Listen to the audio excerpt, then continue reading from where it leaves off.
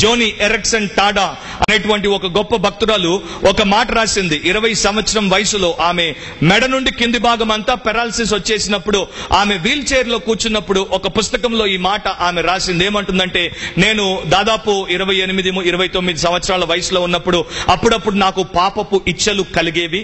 And నాకు కూడా కొంత మానసికంగా ఆ పాపములో పాల్గొని ఆనందించాలని అనిపించేది. ఎందుకంటే ఏ క్రైస్తవునికి లేనంత గొప్ప శ్రమ నాకు వచ్చింది. పై నుండి కింద దాకా ఒక్క భాగం పని చేయదు. నా జీవితం అంతా వీల్ చైర్ లోనే గడిపేయాలి. నాకు పెళ్ళంటూ ఉండనే ఉండదు. నేను ఎన్నటికీ లేచి నడవలేను. సో ఇలాంటి ఘోరమైనటువంటి స్థితిలో ఏ క్రైస్తవుడు లేడు కనుక, ఇలాంటి స్థితిలో నేనున్నాను కనుక అప్పుడప్పుడు నాకు నచ్చినటువంటి పాపాన్ని చేసి సుఖపడితే దేవుడేమీ అనుకోడు అని ఆమె అనుకుంది. కానీ అది దేవుడు ఒప్పుకోడని వాక్యంలో తెలుసుకున్నప్పుడు ఆమె వాటిని పక్కన పెట్టింది. ఆమె మనందరినీ అడిగేటువంటి ప్రశ్న ఏంటంటే, ఓ శ్రమలో ఉన్నటువంటి క్రైస్తవ సహోదరి సహోదరులారా, మీరెప్పుడైనా శ్రమల్లో ఉన్నప్పుడు, ఇబ్బందుల్లో ఉన్నప్పుడు, మీకు విసుగు అనిపించినప్పుడు ఆ యొక్క శ్రమను మీరు పాపం చేయడానికి ఒక సాకుగా వాడుకుంటారా? నేను చాలా బాధపడుతున్నాను, నేను ఇప్పుడు ఈ బాధను తట్టుకోలేను కనుక కాసింత నేను ఆ సుఖాన్ని కోరుకుంటున్నాను, దాన్ని నేను అనుభవిస్తాను, దేవా నీవు నన్ను అర్థం చేసుకోవా అని మీలో ఎవరైనా అంటారా? ఫర్ ఎగ్జాంపుల్, ఒక భార్య భర్త కొన్ని కారణాల చేత వేరైపోయారు, 6 నెలల్లో సంవత్సరమో దూరంగా ఉన్నారు. సో వారిద్దరిలో ఎవరికో ఒకరికి శారీరకంగా లైంగిక పరమైనటువంటి శోధన వచ్చినప్పుడు, నా భార్య నాకు దూరం అయిపోయింది, ఈ శ్రమ నేను అనుభవించలేకపోతున్నాను కనుక ఇప్పుడు నేను వేశ్య దగ్గరికి పోతే ఏం పర్వాలేదు, ఒక్క రోజు నేను సుఖపడితే ఇన్ని రోజులు నేను కష్టపడ్డాను కనుక నో ప్రాబ్లం, దేవుడు నాకు ఒక్క డే సిన్ కోసం ఆఫ్ ఇచ్చేస్తాడు అని అనుకుంటున్నారా అని అడిగింది ఆమె. చాలా మంది జస్టిఫై చేసుకుంటారు.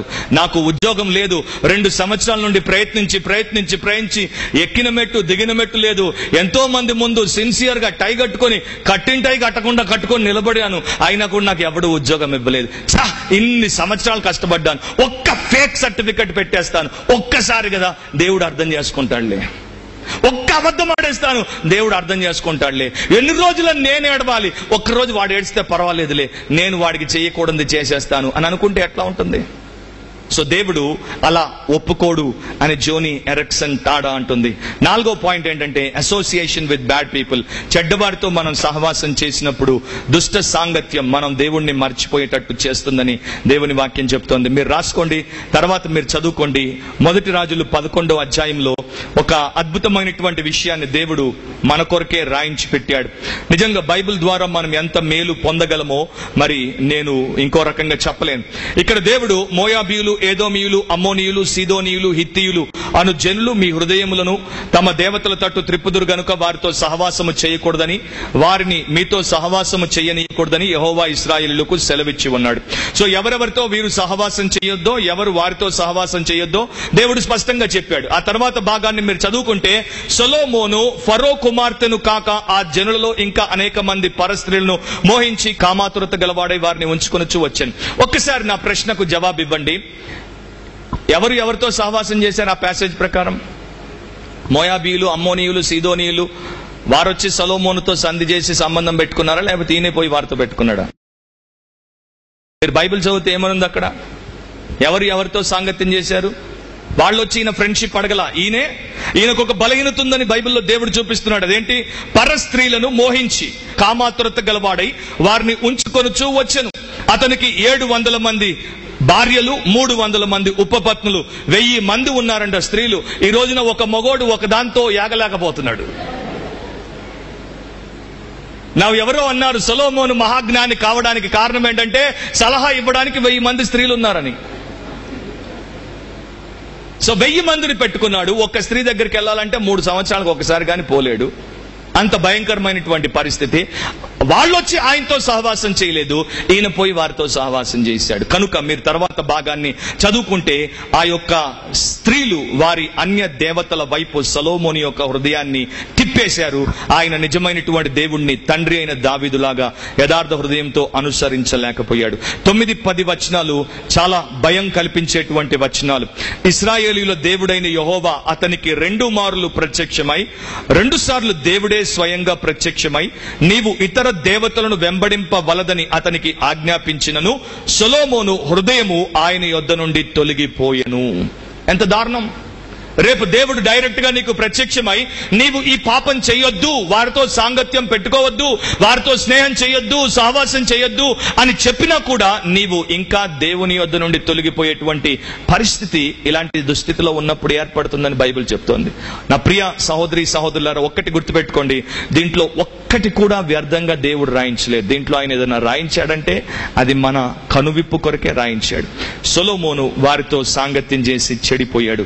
ఈ రోజున మనలో చాలా మంది, ముఖ్యంగా యవనస్తులకు నేను చాలా మందికి చెప్తుంటాను, అన్యులను పెళ్లి చేసుకోవద్దు, విశ్వాసులను, అది కూడా మారు మనసు పొందినటువంటి దేవుడు చూపినటువంటి విశ్వాసులనే పెళ్లి చేసుకోండి. తొందరపడి పెళ్లిలో తప్పుటడుగు వేయొద్దు, ఆ తర్వాత లైఫ్ అంతా అనుభవించాల్సి వస్తుందంటే కొంతమంది అంటారు, నేను ప్రేమించాను బ్రదర్, నేను హృదయం ఇచ్చాను బ్రదర్, ఎన్నో మాటలు చెప్తుంటారు, నేను పెళ్లి చేసుకున్నాక మార్చుకుంటాను బ్రదర్. ఒక అమ్మాయి అయితే నాతో గంటల సేపు ఫోన్ లో వాదించేది, నేను అతన్ని తప్ప ఇంకొక వాడిని ఊహించుకోలేను బ్రదర్. నిన్న అసలు ఫస్ట్ వాడిని ఎందుకు ఊహించుకోమని చెప్పారు? దేవుడు చెప్పాడా నీకు? దేవుడు ఏమన్నా పర్మిషన్ ఇచ్చాడా నువ్వు ఆయన ఊహించుకోమని? సో ఎన్ని రకాలుగా చెప్పినా కొంతమందికి అర్థం కాదు. వాళ్ళు మార్చుకుంటామంటారు, కానీ వీరిని వారు మార్చేస్తారు. నాతో కలిసి ఒక అబ్బాయి మరి 20 సంవత్సరాల క్రితం మరి సంఘానికి వచ్చేవాడు, నాకన్నా 2-3 సంవత్సరాలు చిన్నవాడు, చాలా ఆసక్తిగా ఉండేవాడు. కానీ ఒక అమ్మాయిని అతడు ఆఫీస్ లో జాయిన్ అవ్వగానే ఒక అన్యురాల్ని ప్రేమించాడు. మేమందరం వద్దన్నా కూడా ఆమెను పెళ్లి చేసుకున్నాడు. ఆ తర్వాత ఆమె చర్చికి సస్తే రాదు, ఇతడు కూడా వచ్చేవాడు కాదు. ఎప్పుడో నెలకొక్కసారి మా కోసం దాన్ని బతిమలాడి, ఈ రోజు సాయంత్రం నిన్ను క్యాండిల్ లైట్ డిన్నర్ కి తీసుకెళ్తాను రావే, 1-2 గంటలు నాతో చర్చి నా పరువు నిలబెట్టడానికి రావే అంటే బయట నుండి వచ్చి అట్లా బయటే ముళ్ళ మీద కూర్చున్నట్టు కూర్చొని ఆ అమ్మాయి వెళ్ళిపోయేది. సో ఈయన ఆ అమ్మాయికి గులామైపోవాల్సినటువంటి పరిస్థితి వచ్చేసింది. చాలా మంది ఆ ప్రకారము దేవుణ్ణి మర్చిపోవడానికి కారణం అవుతోంది. మన సంఘానికి కూడా ఒక బ్రదర్ వస్తాడు, ఒక స్త్రీని అన్యురాల్ని పెళ్లి చేసుకున్నాడు, మరి దాదాపు 2 నెలల నుండి రాలేకపోతున్నాడు. ఎప్పుడు నేను SMS పంపినా కూడా బ్రదర్ అంటాడు. మీకు అర్థమైంది పాయింట్ ఏంటో? సో ఒక్క వ్యక్తి అలా మనల్ని పాడు చేయొచ్చు. సో మన జీవితంలో మనము అన్యులను వివాహం చేసుకోకూడదు, అన్యులతో వ్యాపార సంబంధాలు పెట్టుకోకూడదు, అండ్ అన్యులతో స్నేహం కలిగి ఉన్నప్పుడు వారు మనల్ని ప్రభావితం చేయకుండా మనం వారితో స్నేహం చేసేటువంటి స్థితిలో మనం ఉండడం చాలా ముఖ్యమని దేవుని వాక్యము మనకు బోధిస్తోంది. కనుక ఆ విషయాన్ని మీరు దృష్టిలో పెట్టుకోండి. ప్రాముఖ్యంగా చాలా మంది ఏమంటారు, మేము అన్యులను పెళ్లి చేసుకోలేదు బ్రదర్, మాకు అన్యులతో వ్యాపార సంబంధాలు లేవు బ్రదర్, మా యొక్క స్నేహం ఇతరులతో తూతూ మంతర్ స్నేహం లాంటిది.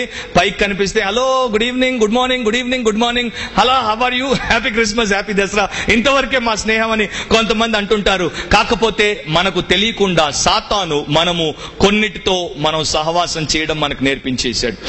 అసోసియేషన్ అనేది ఇన్ పర్సన్ అయినా, ఇన్ పిక్చర్ అయినా, లేకపోతే త్రూ మ్యూజిక్ అయినా, త్రూ ఇంటర్నెట్ అయినా మనకు ఇతరులకు ఏర్పడుతుంది. మీకు తెలుసా విషయం?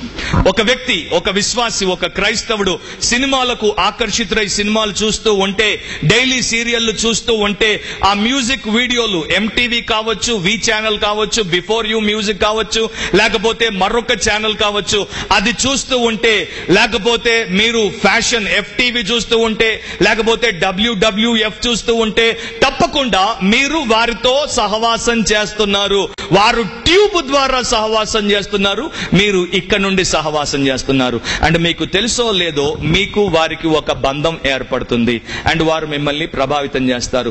మనం వినేది మనల్ని ప్రభావితం చేస్తుంది, మనం చూసేది మనల్ని ప్రభావితం చేస్తుంది, మనం చదివేది మనల్ని ప్రభావితం చేస్తుంది. ఒక క్రైస్తవుడు ఎండమూరి వీరేంద్రనాథ్ పుస్తకాలు చదువుతూ వచ్చాడనుకోండి, అతడికి బైబిల్ కన్నా ఎండమూరి వీరేంద్రనాథ్ ప్రభావం ఎక్కువ వస్తుంది. ఒక క్రైస్తవుడు సిడ్నీ షెల్డన్ పుస్తకాలు చదివాడు అనుకోండి, అతడికి పౌలు రాసిన రాతల కన్నా సిడ్నీ షెల్డన్ యొక్క ప్రభావమే ఎక్కువగా ఉంటుంది. కారణం ఏంటంటే మంచి కన్నా చెడు ఎక్కువగా పనిచేస్తుంది. నా పాయింట్ కి మీరు జవాబు చెప్పండి. ఒక్క ఆరోగ్యవంతుడు 10 మంది రోగుల మధ్యకు పోతే 10 మందికి ఆరోగ్యం వస్తుందా?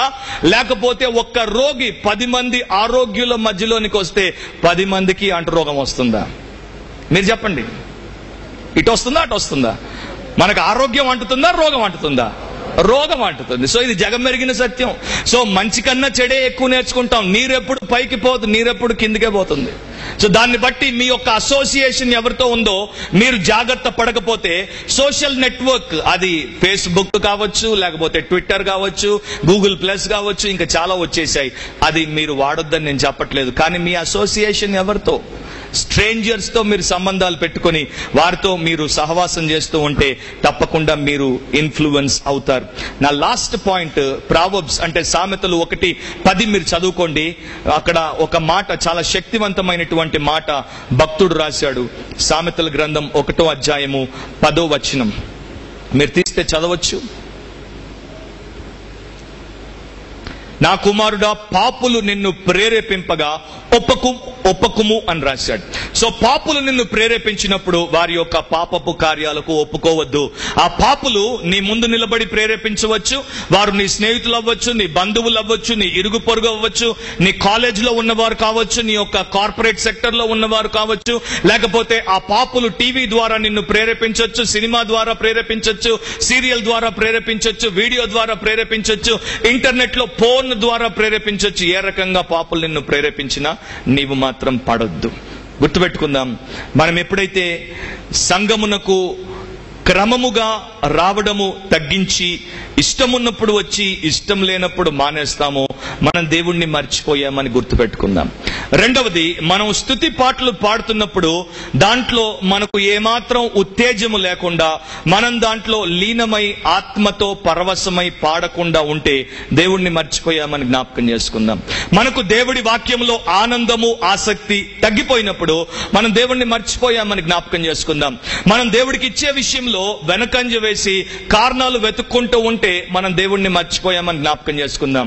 ఇతరులకు సువార్త చెప్పే విషయంలో మనం అస్సలు నడుం బిగించకుండా ఒక్కరికి సువార్త చెప్పకుండా ఉంటే మనం దేవుణ్ణి మర్చిపోయామని జ్ఞాపకం చేసుకుందాం.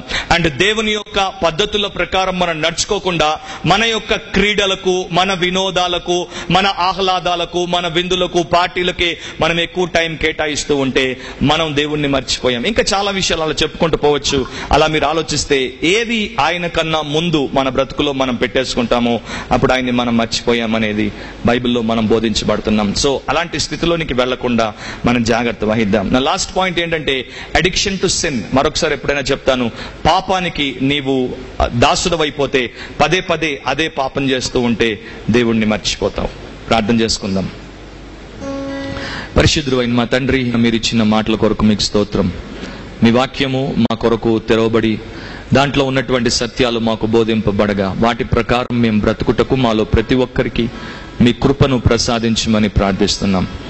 మేము విని విడిచిపెట్టకుండా వాక్య ప్రకారం ప్రవర్తించే వారమై ఉండునట్లు మాలో మీరు కార్యం చేయమని, మీ వాక్యము మా హృదయాంతరంగాల్లోనికి తీసుకువెళ్ళి లో నుండి మమ్మను మార్పులోనికి తీసుకురమ్మని సమస్త ఘనత, మహిమ, ప్రభావములు మీకే ఆరోపిస్తూ మీ ప్రియ బిడ్డలు ఏ పరిస్థితుల్లో మీ దగ్గరకు వచ్చారో మీకు తెలుసు. ప్రతి ఒక్కరిని వారి పరిస్థితి మేరకు దర్శించి దీవించమని యేసు పరిశుద్ధ నామమును అడిగి ప్రార్థిస్తున్నాం తండ్రి, ఆమేన్. మా చిరునామా రూపాంతరం 106 Madan Gopal residency, Surya Nagar, Sainikpuri, Secunderabad 5,94,000. Our address రూపాంతరం 106 మదన్ గోపాల్ రెసిడెన్సీ, సూర్యానగర్, సైనిక్పురి, సికింద్రాబాద్ 5,94,000. మా టెలిఫోన్ నంబర్స్ 04027113266, సెల్ నంబర్ 9848576393.